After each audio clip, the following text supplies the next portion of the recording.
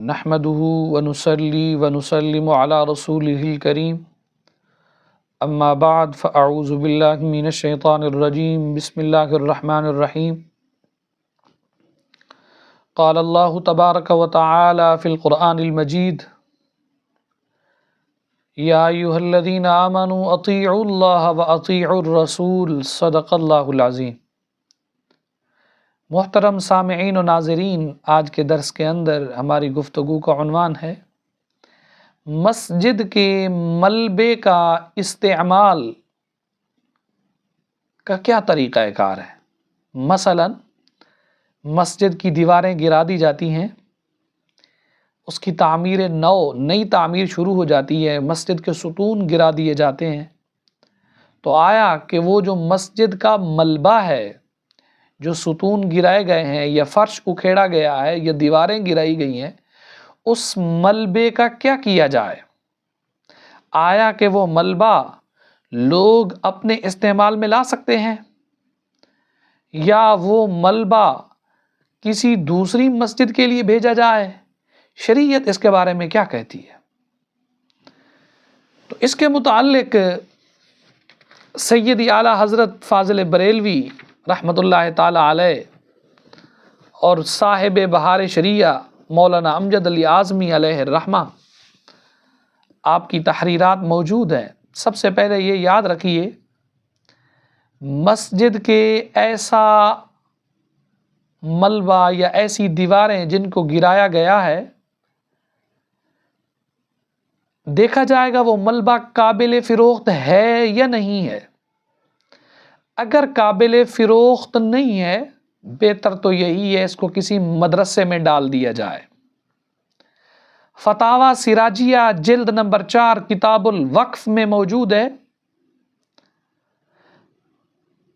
مسجد کی خشک گھاس جب موسم بہار میں مسجد سے باہر پھینک دی جائے تو فقہا نے کہا ہے اس کی کوئی قیمت نہیں ہے، تو پھینکنے میں بھی کوئی حرج نہیں ہے، جو کوئی لے لے اسی کی ہے، وہ اس سے جو چاہے کرے۔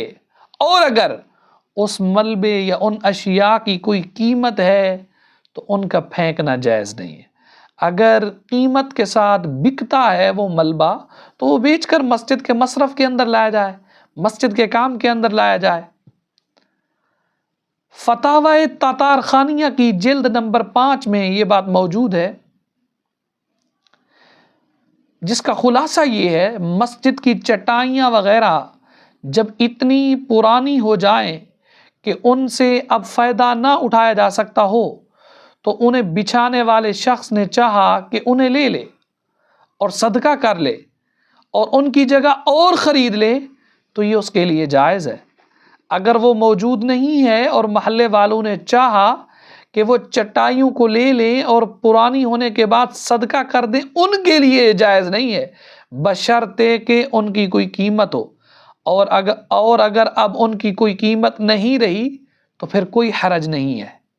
فتاوی تتار خانیہ کی اس عبارت کی روشنی میں مسجد کا وہ ملبہ جس کی کوئی قیمت نہیں ہے بلکہ آج کل شہروں میں اس کے اٹھانے پر پیسہ بھی خرچ ہوتا ہے، اسے کوئی عام آدمی بھی لے سکتا ہے، تو لہٰذا یہی طریقہ کار اپنایا جائے گا۔ اگر قابل فروخت نہیں ہے، اس کی کوئی قیمت نہیں ملتی، تو پھر جو مرضی جو لینا چاہے لے جائے۔ بہتر تو یہی ہے اگر کسی مدرسے کے کام آتا ہے تو وہاں پر منتقل کر دیا جائے۔ لیکن سیدی اعلیٰ حضرت سے بھی اس طرح کا پوچھا گیا، آپ نے فرمایا کہ فرش جو خراب ہو جائے، مسجد کے کام کا نہ رہے، جس نے وہ فرش مسجد کو دیا تھا وہ اس کا مالک ہو جائے گا، جو چاہے کرے۔ اور اگر مسجد کے ہی مال سے تھا تو متولی بیچ کر مسجد کے جس کام میں چاہے لگا دے۔